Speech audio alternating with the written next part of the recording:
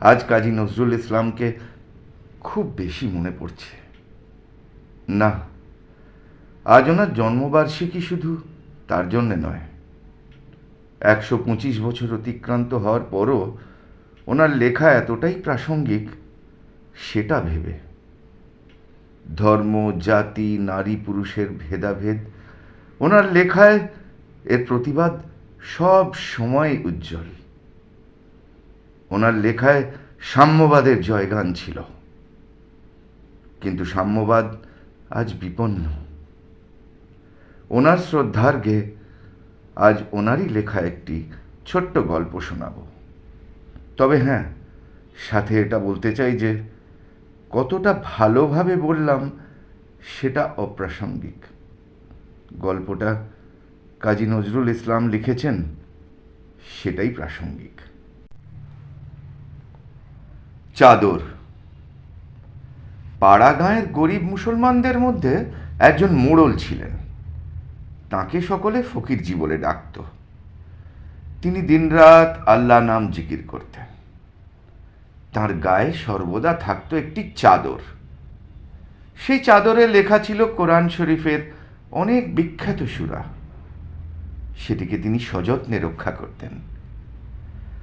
সেই চাদর গায়ে দিয়ে গ্রামের লোকদের অনেক মাজেজা মানে বিভূতি দেখাতেন, রোগ ভালো করতেন, তাদের মাঠে বেশি ফসল ফলাতেন ইত্যাদি।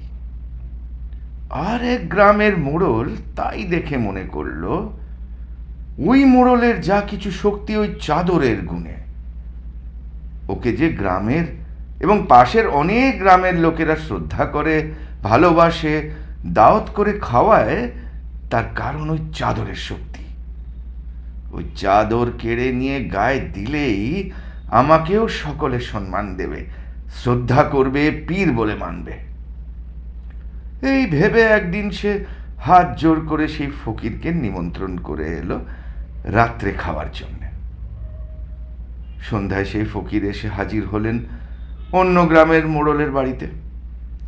তখন সে তার দলবল নিয়ে রামদা দেখিয়ে বলল, তুমি যদি তোমার গায়ের ওই চাদর আমাকে না দাও তাহলে তোমাকে কোতল করব। বেচারা ফকির ওর রক্তচক্ষু আর রামদা দেখে গায়ের চাদর দিয়ে কোনো মতে পালিয়ে এলো। ও গায়ের মোড়ল চাদর গায়ে দিয়ে সগর্বে পাড়া বেরিয়ে এলো। আর চোখে দেখতে লাগলো কেউ চেয়ে দেখে কিনা, কেউ এসে সালাম করে কিনা। কেউ জিজ্ঞাসাও করলো না, মোড়ল খবর সব ভালো তো? তবে মোড়ল হতাশ হলো না, মনে করলো 2-4 দিন গায়ে দিতে দিতে শক্তি বেরিয়ে পড়বে। দিন 15, ক্রমে ক্রমে 1 মাস গায়ে দিয়েও কোনো শক্তি পেয়েছে বলে তো মনে হলো না। গ্রামের লোক হাসে আর বলে মোড়লের মাথা খারাপ হয়েছে। এদিকে ফকির চাদর হারিয়ে হতাশ হয়ে পড়লেন। চাদরের শোকে কাঁদতে লাগলেন। এই চাদর তিনি মক্কা মদিনা ফেরত এক হাজির কাছ থেকে পেয়েছিলেন। একদিন ফকিরজি আর থাকতে না পেরে নদীর ধারে সারা রাত্রি জেগে জিকির করেন আর কাঁদেন। ভোরের সময় এক ফেরেশতা এসে বলল, তোমার কোনো ভয় নাই, তোমার চাদর তুমি ঠিক ফিরে পাবে। ও গায়ের মোড়ল চাদর গায়ে দিয়ে কোনো শক্তি পায়নি। সে তো আল্লাহকে ডাকে না। ধৈর্য ধরো, আর কিছুদিন গায়ে দিয়ে ও তোমার চাদর আবার তোমাকে ফিরিয়ে দেবে।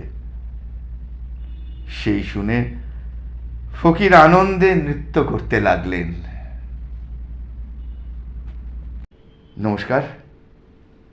আশা করি কাজী নজরুল ইসলাম এই গল্পের মাধ্যমে আমাদের যা বোঝাতে চেয়েছিলেন আমরা সবাই তাই বুঝেছি।